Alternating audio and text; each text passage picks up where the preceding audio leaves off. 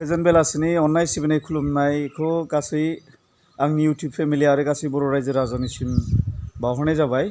दिनै बे समाव नै दाखालि थांनाय 8 मार्चनि आंनि एक्सिडेन्टनि गारिखौ जोङो 11 मार्चआव जोंनि बे खाथिनि बान्दरदुवायाव बानायनो हैदोंमोन। दा बियो जाबाय होननानै मालिकआ जोंनिसिम खबर हरदों। दा बेखौनो लायनो थाखाय जोङो बिदाजों आंजों ओंखारदों। दिनै आं आदानाव फैबाय, नै सफैबाय आं आदानाव। आदानि न' बेयो नै न'आ 2 थाला, गोजौआव थायो आदाया, गाहायाव भारा।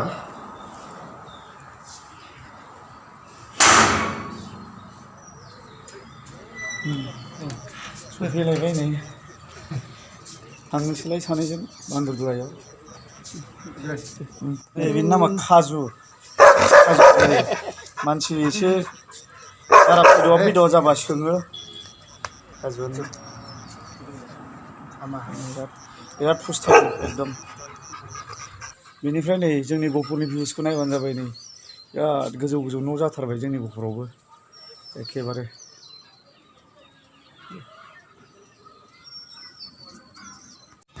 लोगोफोरजों दा नै आदानिफ्राय ओंखारनानै हाइवे मोनफैबाय। बेयाव नै मोनसे फिसा जाथाय जादों। बेयाव गोबां मानसिफोर जमा दं। नै बेवहाय थारमाने नैबे जोंनि बिशाल मेगा मार्टनि बे खाथियावनो गंसे ट्रेन्सफर्मार दङ। इलेक्ट्रिसिटिनि मोनसे ट्रेन्सफर्मार दं। बे ट्रेन्सफर्मायाव मासे मोख्रा फिसाया थारमाने सर्ट जानानै गाहायाव गोग्लैनानै दं, माने आधा मरा जानानै दं। दा बेखौनो नायनो मानसिफ्रा बिराद भिर जानानै दङ।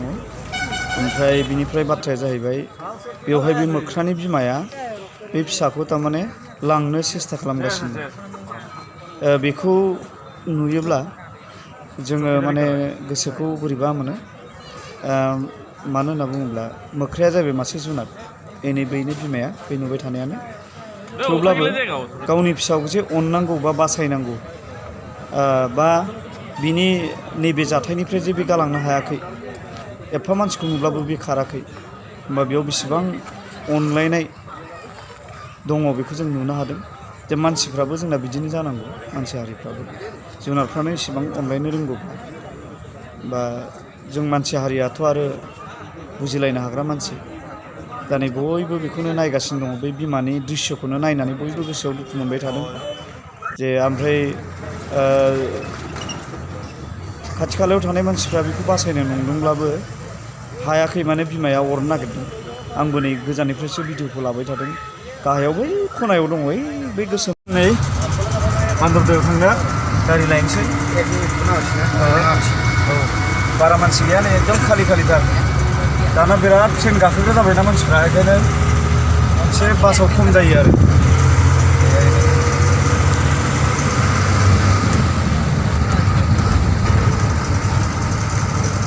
बे जाहैबाय जोंनि सयदुवार कलेजनि बिराद गिदिर जाबाय। रावदियासो र' नैबे अडिट'रियाम कलेजनि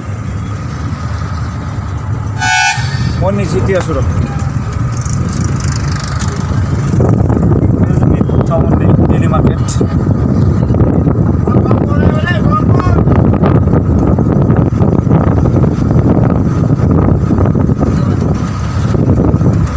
बै IRC सुपार मार्केट, बे गोजौआ नै।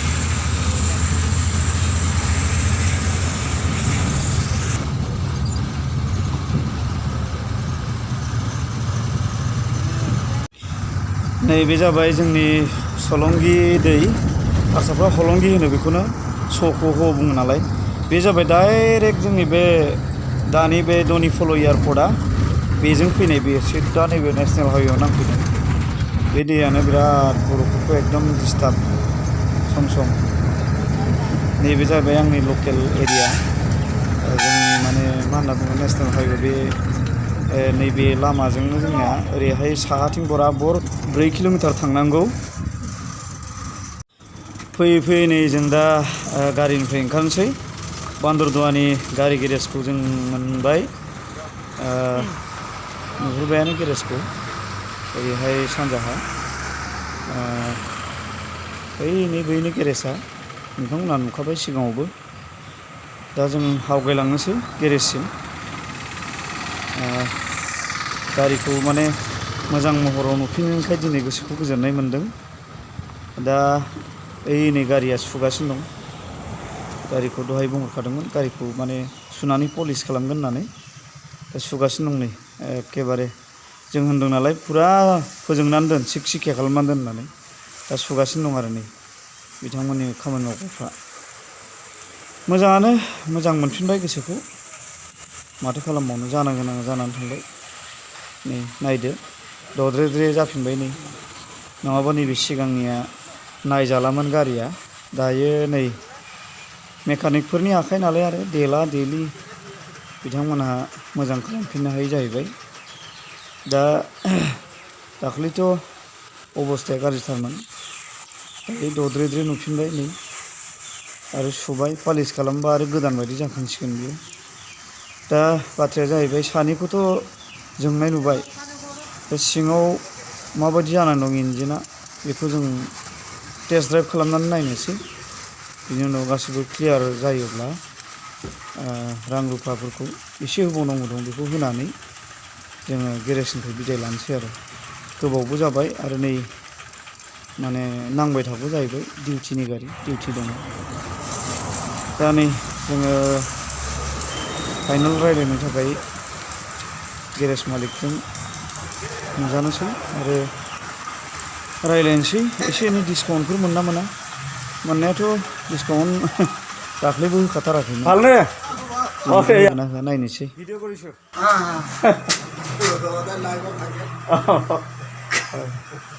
সমাচার কেনেকুৱা চব কাহিনী খতম নেকি কাহিনী খতম একটা কাহিনী আছিলে এইটো পিছত আহিব এইটো একটু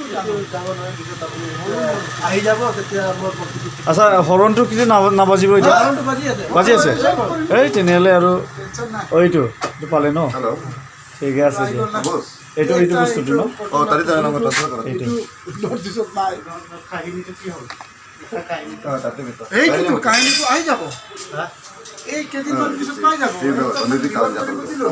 আৰু আপুনি চলাই থাকক गारिखौ पालिश खालामखांसान्दि दसे बेरायबाय जों नै बान्दरदुवानि बेफोर भिउसआ नायदों नोंथांमोना नै बे दिख्रं दै बिराद एकदम बे सेर सेराव रायजो जानानै दं बयबो एकदम नै बेसेबांबा गोजौ बेसेबांबा गाहायाव दङ नै बेफोरो भिउसफ्रा नायदो नायनो मोजां बेवहाय बिनिफ्राय बिराद गोथौ खमसे खम 100निबो बारा फुट जागोन गाहायाव ओरैबायदि गोथौ बेनिफ्राय बै दैयाव बाला अन्थाइ बोखाङो बयबो दा जों बेखौनो एसे बान्दरदुवा एरियाखौ जों एसे गिदिंनानै नोंथांमोननोबो दिन्थिनोसै हरैहाय हनै बे हाजोखौ जावै बेवहायनो दखान बाजार मा होनदों अइल टेंकार बायदि बानायगासिनो दङ मालाबा गोबां खैफोदबो जायो बेवहाय लेन्डस्लाइड जानानै मानसि थैनायाथ' गोबां जाबाय सिगांनिफ्राय बेवहाय लेन्डस्लाइड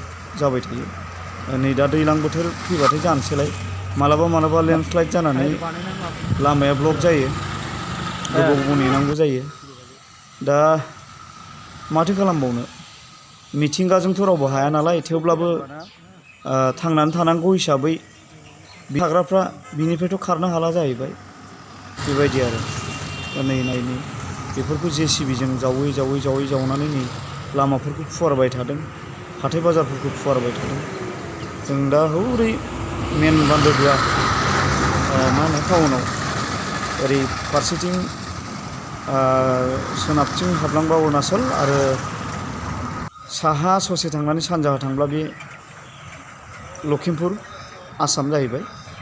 दा नै बेफोर जाहैबाय गारि गुराफोरनि पार्ट्सनि दखान। बेवहाय गोबां जाथोनि मेचिनफोरखौ मोनो। दै सारग्रा, माइ सौग्रा, मटर साइकेल पाम्प होग्रा, बिदिनो गोबां बायदि रोखोमनि बेवहाय मोनो। बेवहाय मा होनो मोनसे हम राइस मिल दङ, फिसा फिसा न'खराव माने माग्रा माइ सौग्रा मा होनना बुङो, फिसा फिसा आरो मा होनना बुङो 19,000, 20,000, 22,000 बेफोरावनो मोनो गासिबो। टाउनाव लामाया एसे टेक नालाय होंगो दोंगो जायो। नैबेफोरबो गासिबो पार्ट्सनि दखान गोजा, मोजां मोजां मबाइलनि श'रुमफोरबो दङ। बेफोर फुटपाथनि दखान, खावसे आसाम खावसे अरुणाचल बियो। बेवहाय मोननैबो स्टेटनि सुबुंफ्रा गोबां गोरोबलायनानै थायो, मोजां मिलायनानै थायो। लकेलिटि हिसाबै बिथांमोना आदान प्रदान जालायो बिजनेसफ्रा। मानसियाबो सम सम आदान प्रदान जायो। अरुणाचलनि सिख्लाफोरखौबो आसामाव लाबोनानै हाबा खालामो, आसामनि सिख्लाफोरखौबो अरुणाचलिफ्रा लाङो। नैबे जाबाय मन्दिर। दा नाय गोबां जायगाया टेक, थेवब्लाबो गोबां दखानफोर दं। ओरै नायदो रायजोफोरनि बै नुहुरनाया जाहैबाय बे बान्दरदुवा अरुणाचल गेट। बेयाव हाबनोब्ला बेवहाय अरुणाचलि पास नांगौ, पास, इनार लाइन पास होननानै बुङो बेखौ नङाब्ला बेयाव हाबहोनाय जाया। दा जों ससे दिन्थिलांसै नोंथांमोननो। बेवहाय गोबां आर्मि, आसामनि पुलिस आरो इण्डियान आर्मिफोरबो थायो, आरो गावसिनि IRBNफोर थायो, आरो गावसिनि APबो थाबाय, Arunachal police APP, Arunachal Pradesh police. दा बैनो आरो बेजों सोनाबहा बराबर थाङोब्ला निरजुलि मोनगोन, नाहरलुगुं मोनगोन, इटानगर मोनहैगोन, बिनिफ्राय गहपुर, तिनालि, ओमफ्राय जोंनि गहपुर ओंखारहैयो आरो बेजों। दा नैबे जाहैबाय इन आरो आउट मोननै दं नालाय, जों आरो नै आउट जाबोफिनबाय बेनिफ्राय खाथियाव। दा जों नायलांबाय दा आरो आपेलটো दुखुवाथि हेरिब्ला पमग्रेनेट डालिम দুশ। তাৰপিছত এইটো হ'ল 50 টকা পোৱা, মানে 200 টকা কেজি। আৰু এই কোলাটো 280 ন।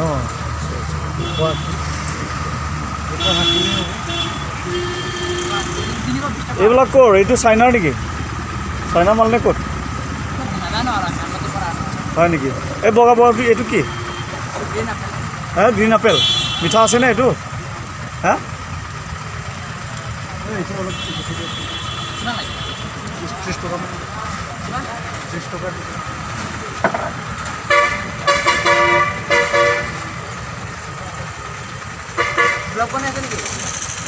মোৰ ব্লগাৰ হয়। তোৰ নুঠাব মানে তোমাৰ ফেমাছেই হৈ যাব এতিয়া। বান্দৰদুৱাৰত এনেকুৱা দোকান আছে, তোমাৰ ফেমাছেই হৈ যাব। গহপুৰ ছোৱালীবিলাক দেখিব।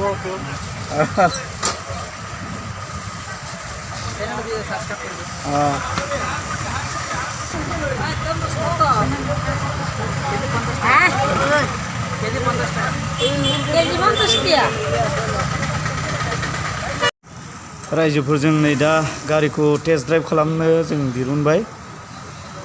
सिङाव माब्रै जानाय दं, कमफर्टेबल जादोंना जायाखै बेखौ एसे नायनानै जोङो क्लियार जाबायब्ला लानानै थांसिगोन आरो न'सिम। दा नै आदाजों ओमफ्राय लोगोसे सासे मेकानिक गाखोफाबाय बेयाव, बिथांमोना टेस्ट ड्राइभ खालामबाय, थांगासिनो दं बेनो। मोजां गाज्रिखौ दा मोनथिसिगोन। फैफिनबाय दसे सालायनानै, टेस्ट ड्राइभसो नालाय। दा बेवहाय मा एसे मारिथाब बायदि थायोना एसे एनै। नैबे हेन्देला एसे खेंख्रा जानानै दंनो, एलाइनमेन्टआबो बारा मोजाङै गोथों जायाखैनो, आरो लोगोसे माबा हर्न दामोब्ला एक्सेलेटारावसो माबा आर्थिं जाफैनाय बायदि जाफैयोनो आदाया खिन्थादों सालायग्राया दा बेखौ बानायफिननांसिगोन जाहैबाय एसे बारा गिदिर बेमार नङा जाहैदों एसे खम आरो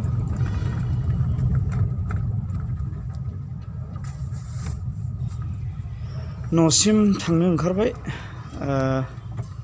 मेंलायनाय मोनथारबाय एकदम बेखौ बानायबा बे जाया बेखौ बानायबा बे जाया माने नेनायावनो मेंलायनाय मोनो आरो खामानि मावग्राफ्राथ' बिस्रा माने मा होनो हां थोनो जेनेबा जानाय जायैखौ लानानै नाथाय जोंहा बेखौ नेनानैनो हां थोनो एखेबारे माला जागोन माला न' सहैगोन मोनाब्लि जालायबाय नै बयबो लाइट फोजोंजोब्बाय गारि गुरा टाउन सहर दा जों नै न'सिम थांगासिनो दं आरो बेयावनो दिनैनि भिडिअखौ फोजोबबाय रायजोफोर गोजोन्थों खुलुमबाय।